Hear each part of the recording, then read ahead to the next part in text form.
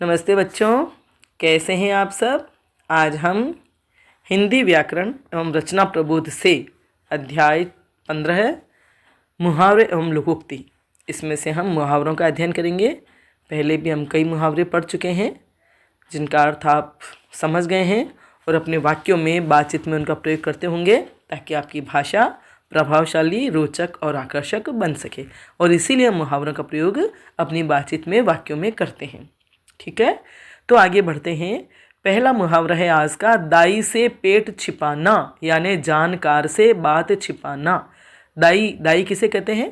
जो प्रसव कराने वाली महिला होती है ना, गाँवों में इतनी एक्सपर्ट होती है, होशियार होती है वह महिला कि प्रसव घर पे ही करवा देती है।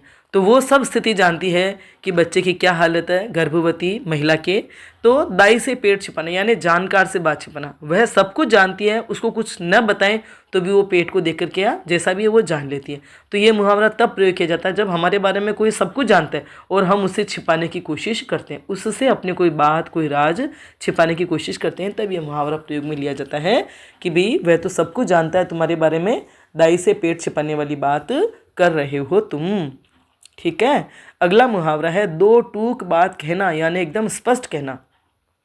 जो एकदम स्पष्ट बात करता है, कोई लाग लपेट नहीं, कोई चापलूसी नहीं, कोई नमक मिर्च लगाना नहीं, ऐसे जो बात करने वाले व्यक्ति होते हैं उनके लिए कहा जाता है ये मुहावरा कि भी दो टूक बात कहने की आदत है, उनसे आप अनावश्यक बात करके या बहसबाजी करके कुछ हासिल नहीं कर सकते।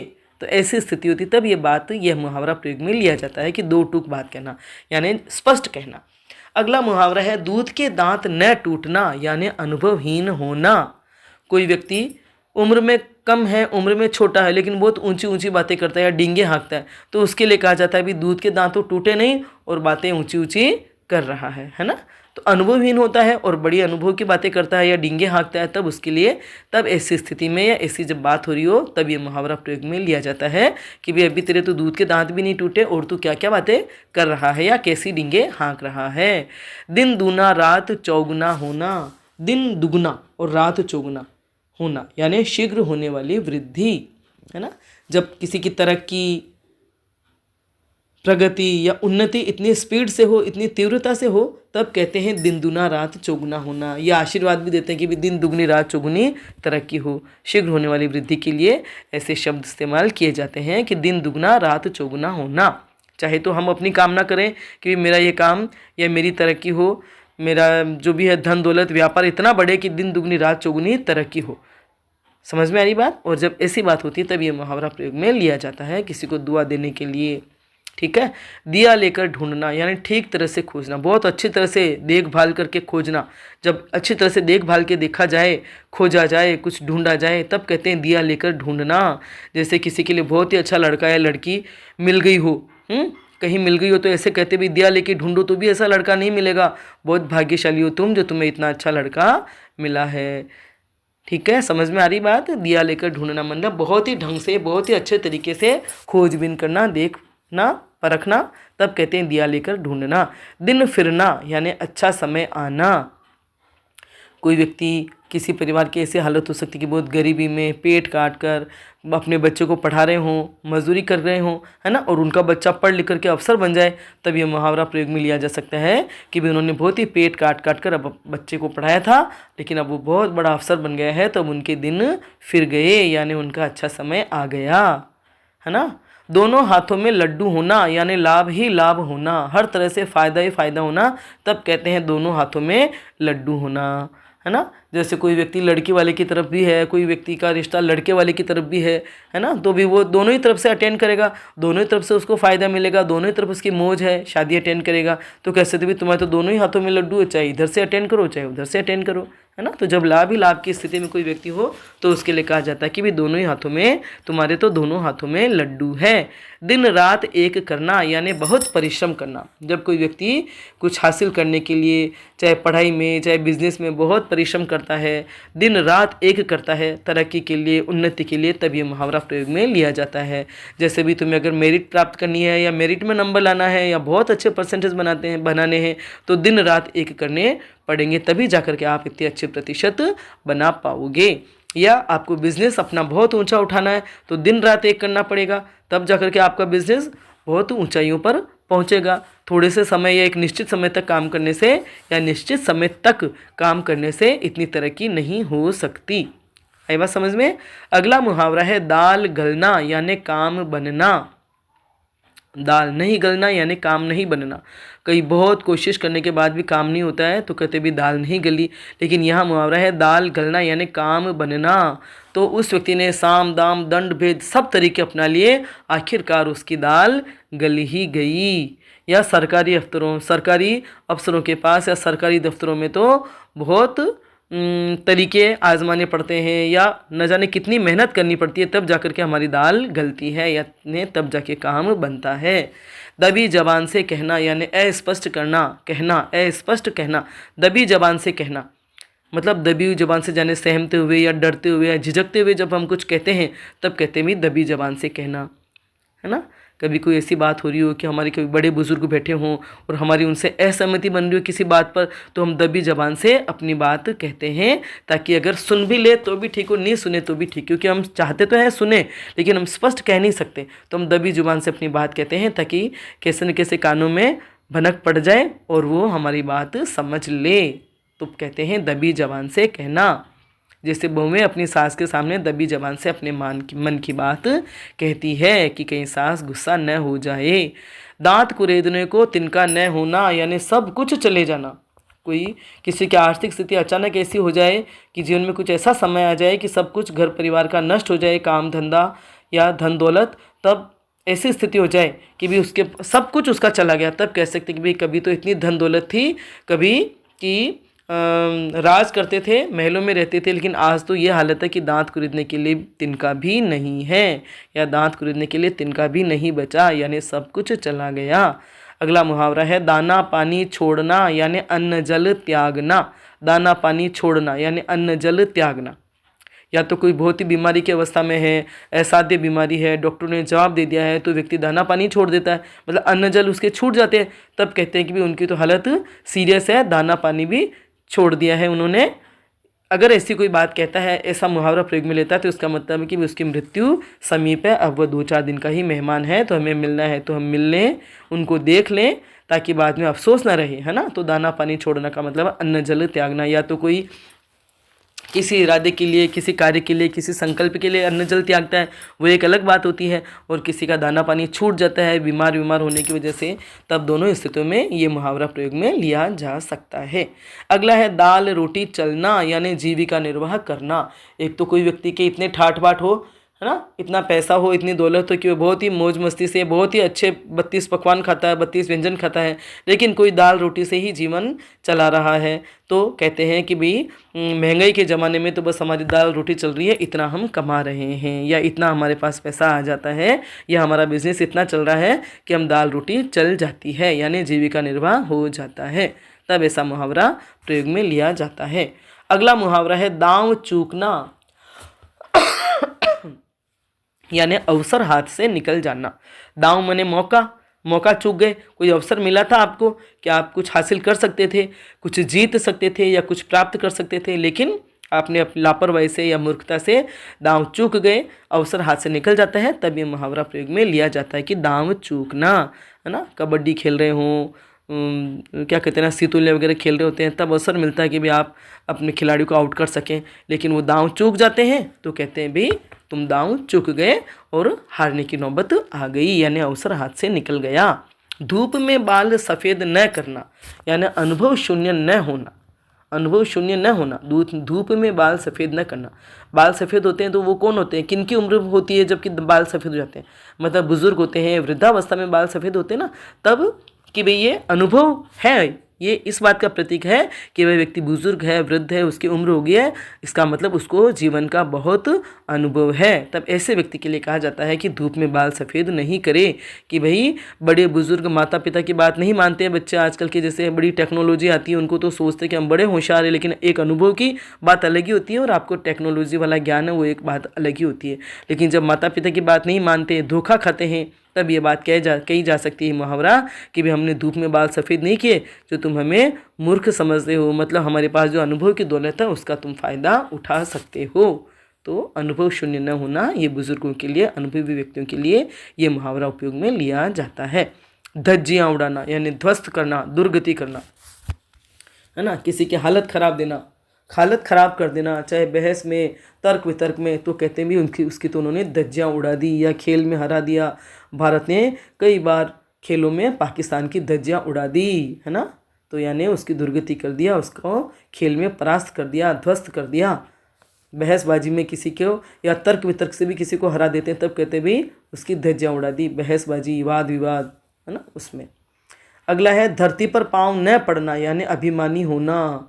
कोई बहुत तरक्की कर ले, ऊंचा उठ जाए ज़िंदगी में या बहुत कुछ हासिल कर ले तो उसको अभिमान आ जाता है, तो बड़ा हवा में या आसमान में उड़ा उड़ा फिरता है, तो उसके लिए कहते हैं भी उसके तो धरती पर पाँव नहीं पड़ते। अपने आप को पता नहीं क्या समझता है कि बस उड़ता रहता है, मतलब बहुत तरक्की हो गई है तो अपने आप को जैसे इस धरती का व्यक्ति नहीं समझता है ना। कई व्यक्ति होते हैं जो थोड़ी सी तरक्की होने से या कुछ बिजनेस में सफलता प्राप्त करने से या किसी भी रूप में सफलता प्राप्त करने से उनको घमंड आ जाता है, अभिमान आ जाता है, और अपने जो साथ के लोग हों, जो जिनके साथ वो रहा हो, उठा बैठा हो, उनको भी अगर छोड़ देता है या उनके साथ भी दुर्व्यवहार करता है, तब ऐसे कहते भी उसके तो धरती पर पाँव नहीं पड़ते। अगला है नाक कटना यानी बेइज्जत करना, बेइज्जत होना, नाक कटना, किसी की नाक कट गई यानी उसकी बेइज्जती हो गई। जैसे शादी विवाह में है, बारात आई हुई है और अचानक बारात ने ही कोई ऐसी बात कर दी, दहेज वहेज की मांग कर दी और लड़के वाले ने मना कर दिया, बारात मान लो बेरंग लौट गई, तब ऐसी स्थिति में गांव के लोग या कोई भी कह सकते हैं कि लो भाई उनकी तो बारात आकर के दरवाजे पर लौट गई, यानी कि उनकी तो नाक कट गई, लड़की वालों की नाक कट गई, है ना। तो ये बेइज्जत होते हैं, तो कहते हैं नाक कटना। नाक कटने का मतलब होगा बेइज्जत होना, नाक काटना होता है तो होगा बेइज्जत करना। अगला है नकेल डालना यानी वश में करना, किसी की नाक में नकेल डाल देना यानी वश में करना। जैसे कोई किसी को वश में कर लेता है या किसी पर इतना अपना प्रभाव जमा लेता है कि वह उससे पूछे बगैर कोई काम नहीं करता या वह जो कहता है वही करता है, तब इसके लिए मुहावरा प्रयोग में लिया जाता है कि भी नकेल डाल दी। या ऐसा भी होता है कई बार कि भी कोई लड़का या कोई व्यक्ति है जो गैर जिम्मेदार है, कोई जिम्मेदारी नहीं उठाता, कोई काम धाम नहीं करता, तो उसके लिए भी कहते हैं कि भी इसकी नाक में नकेल डाल दो ताकि ये अपनी जिम्मेदारी समझने लग जाएगा या लाइन पे आ जाएगा। या कोई वश में कर ले तो कि भी मेरी बहू ने तो बेटे की नाक में नकेल डाल दी, बस वो उसी की सुनता है, उसी के कहे अनुसार चलता है, तब ऐसा मुहावरा प्रयोग में लिया जाता है। नाक रगड़ना यानी किसी की खुशामद करना, है ना, किसी की खुशामद करके अपना काम निकलवाता है कोई व्यक्ति, तब कहते भी नाक रगड़ना, कि यानी उस व्यक्ति की तो नाक रगड़ने की आदत है, अधिकारियों के सामने नाक रगड़ता है और अपने लिए सुविधाएं जुटा लेता है, यानी खुशामद कर करके अपने स्वार्थ सिद्ध कर लेता है ना। समझ में आ रही है? नाक रगड़ना माने किसी की खुशामद करना, किसी के सामने गिड़गिड़ाना, मिन्नत करना, ऐसे। तो आजकल कई लोग होते हैं जो स्वाभिमानी नहीं होते हैं, तो वो नाक रगड़ के अपना काम निकालते हैं, ठीक है। नाक भौं सिकोड़ना यानी घृणा करना या पसंद न करना, किसी को पसंद न करें, खाने की थाली में मनपसंद सब्जी न हो तो बच्चे नाक भौं सिकोड़ते हैं, है ना। यहाँ घृणा करने वाली बात नहीं होती, लेकिन हाँ पसंद नहीं करना, दोनों ही भाव है, घृणा करना और पसंद न करना। नाक भौं सिकोड़ना माने लौकी की सब्जी बनाई तो बच्चे नाक भौं सिकोड़ने लग जाते हैं कि भाई ये क्या बना दिया। बच्चों को पसंद नहीं होती ना लौकी, पालक, ऐसी जो अच्छी सब्जियाँ होती है, लेकिन वो टेस्ट ही नहीं लगती, इसलिए शायद वो नाक भौं सिकोड़ते हैं। या केकई या मंत्रा ऐसे नाम रखने के नाम पर हर कोई नाक भौं सिकोड़ता है, क्योंकि उनके नामों से तो सभी घृणा करते हैं। नानी याद आना यानी संकट का एहसास होना या घबरा जाना। नानी याद आना, संकट का एहसास होना या घबरा जाना, कोई बहुत परेशानी वाली बात हो जाए या परेशान होने की स्थिति आ जाए, तब कहते भी नानी याद आ गई। इतनी कड़ाके की ठंड में रात को जब हम शो देख करके 12 बजे लौट रहे थे तो सबको नानी याद आ गई, यानी बुरी तरह से परेशान हो गए, घबरा गए और बड़ा मतलब ऐसी स्थिति हो जाती है, तब कहते हैं नानी याद आना। 9, 2, 11 होना, भाग जाना, किसी को देख करके भाग जाते हैं, अचानक भाग छूटते हैं, तब कहते हैं 9, 2, 11 हो गए। पुलिस को देखती चोर 9, 2, 11 हो गए, पुलिस को देखती चोर भाग जाते हैं ना, तो उनके लिए मुहावरा प्रयोग में ले सकते हैं कि पुलिस को सामने देख करके या पुलिस को आई देख करके चोर 9, 2, 11 हो गए। नाच नचाना यानी परेशान करना, तो आजकल माता पिता बच्चों को इतना लाड प्यार से पालते हैं कि छोटे छोटे बच्चे भी माता पिता को नाच नचाते हैं, यानी बहुत परेशान करते हैं। आधी बात समझ में, मुहावरे समझ में आ रहे हैं, इनका अर्थ आपको समझ में आ जाएगा तो आप अपने बातचीत में इनका प्रयोग बहुत ही आराम से कर सकते हैं और बात का बड़ा ही मज़ेदार प्रभाव होता है ना। नब्ज पहचानना यानी ठीक से जानना या स्वभाव को पहचानना, किसी के स्वभाव को पहचानना, किसी के नेचर को ठीक से समझ जाए तो कहते भी उसकी नब्ज पहचानती हूँ, मैं बच्चों की नब्ज पहचानती हूँ और उसके अनुसार ही उनसे व्यवहार करती हूँ ताकि वे लाइन पे रहे, है ना। तो आजकल क्या हमेशा मतलब आप जिसके साथ उठते बैठते हो तो उसकी नब्ज आपको पहचान लेनी चाहिए ताकि आप उनके साथ आराम से रह सकें, है ना। माता पिता बच्चों की नब्ज पहचानते हैं ताकि उनको कैसे टैकल करना है वो सब जानते हैं, ठीक है। नहले पर दहला होना, नहले पर दहला होना यानी करारा जवाब देना। और ये भी है कि किसी पर बढ़ता हुआ होना, नहले पर दहला होना, नहला और उस पर दहला यानी जो सामने वाला है उससे वो बढ़ चढ़ करके होना या उसकी हालत उससे बढ़कर होना, तब कहते भी नहले पर दहला हो गया। या किसी को कोई करारा जवाब दिया जाए तब कहते हैं उसका तो नहले पर दहला जवाब दिया उसने, है ना। कि भी उसकी तो बेटी बड़ी तेज़ तर्रार थी लेकिन उसको जो दूल्हा मिला है वह नहले पर दहला है, यानी जो दामाद है वो और भी ज़्यादा तेज़ तर्रार होगा। इसलिए कहा कि भी नहले पर दहला है कि दामाद तो उसका कि बेटी तो पहले से तेज़ तर्रार थी और दामाद और भी तेज़ तर्रार मिला, यानी नहले पर दहला। नमक मिर्च लगाना यानी बात को बढ़ा चढ़ाकर कहना। कुछ लोगों की आदत होती है छोटी सी कोई बात होती है उस पर नमक मिर्च लगाकर इधर उधर करते हैं और लड़ाई झगड़े करवाते हैं। तो नमक मिर्च लगाना या बात को इस तरह से बढ़ा चढ़ाकर कहना कि कहीं लड़ाई झगड़ा हो या किसी को बुरा लगे। साधारण सी बात है लेकिन उसको भी नमक मिर्च लगा के कहना, है ना। तो बात को बढ़ा चढ़ाकर कहना। नाक रखना यानी इज्जत बचाना, नाक रखना इज्जत रह गई, इज्जत बच गई, तब कहते भाई नाक रख ली। कि अधिकारी आए थे बाहर से, स्कूल में अधिकारी निरीक्षण के लिए आए थे और बच्चों ने उनके पूछे गए प्रश्न के जवाब सही सही दे दिए, तो आज तो हमारी उन बच्चों ने नाक रख ली, या स्कूल की नाक आज तो बच्चों ने रख ली। आई बात समझ में आई बात समझ में, मतलब इज्जत बचा ली बच्चों ने टीचर्स की, स्कूल की, कि भाई यहाँ पढ़ाई अच्छी होती है, ठीक है। अगला मुहावरा है पगड़ी उछालना, यानी वही बेइज्जत करना, पगड़ी उछालना। और ये क्या मुहावरा आया था ना ऊपर, उसका भी अर्थ यही था बेइज्जत करना। तो पगड़ी उछालना माने बेइज्जत करना। तो बारात जब दरवाजे पर आकर लौट गई तो लड़की वालों की तो समाज में पगड़ी उछल गई, यानी वो बेइज्जत हो गए। आई बात समझ में। या दूल्हे ने दुल्हन के चरित्र पर लांछन लगा करके शादी से इनकार कर दिया और लड़की वालों की पगड़ी उछाल दी, ठीक है। आ रहा समझ में। चलिए आगे। अगला मुहावरा है पहाड़ टूट पड़ना, यानी बड़ी विपत्ति आना। पहाड़ टूट पड़ना, बहुत भारी मुसीबत आ जाए, ऐसी स्थिति आ जाए, बहुत विपत्ति आ जाए, संकट आ जाए, तब कहते हैं पहाड़ टूट पड़ना। कि कामिनी के पति की असमय मृत्यु हो जाने से कामिनी पर तो पहाड़ टूट पड़ा। किसी के पति की मृत्यु हो जाए, एकदम छोटे छोटे बच्चे हों और काम का जो सहारा छूट जाए तो वास्तव में पहाड़ी टूट पड़ता है, मतलब बहुत बड़ी विपत्ति में वह महिला या वह परिवार फंस जाता है, तब ये कहते हैं पहाड़ टूट पड़ना। अगला है पेट पालना, यानी जीवन यापन करना। कामिनी के पति की मृत्यु हो गई और अब उस पर 4 बच्चों का पेट पालने की जिम्मेदारी आ गई, यानी जीवन यापन करने की जिम्मेदारी उसी पर आन पड़ी कि भी मुझे कैसे अपना काम धाम करके या किसी भी तरह से अपना और अपने बच्चों का पेट पालना है, ठीक है। तो आपके इन मुहावरों के अर्थ समझ में आ गए होंगे अच्छे से और आप इनसे वाक्य में प्रयोग कर पाएंगे।